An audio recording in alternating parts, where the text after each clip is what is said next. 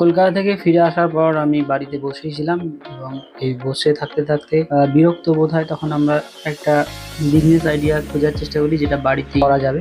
তারপরে আমি কয়েকটা ইউটিউব ভিডিও দেখার পর মানে দেখি যে কোনটা সব থেকে ভালো করা যাবে। তো তারপরে দেখি বিভিন্ন ব্যবসা করা যেতে পারে। তো তার মধ্যে জায়গার দরকার, আর আমার বাড়ির পিছনে অনেকটা জায়গা আছে, পিছনে একটা পুকুর আছে, এই গোটাটাই ফাঁকা আছে। তো এগুলো পরিষ্কার করা হয়েছে। আমি, আমার দাদা আর আমার ভাই শেয়ারে একটা ব্যবসা খোলার প্ল্যান করছি, আর এটার জন্য এখানে একটা খামার বানাচ্ছি। এটা হচ্ছে সেই খামার, এখনো কমপ্লিট হয়নি, ইনকমপ্লিটেড। ব্যবসাটা হচ্ছে যে হাঁসের ব্যবসা, কারণ হাঁসের রোগ সব থেকে কম হয়।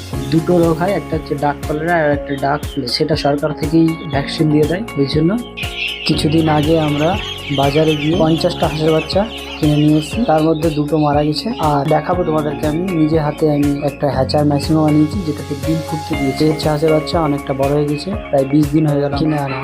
টোটাল টাকা খরচা হয়েছে এখন পর্যন্ত 3000 টাকা।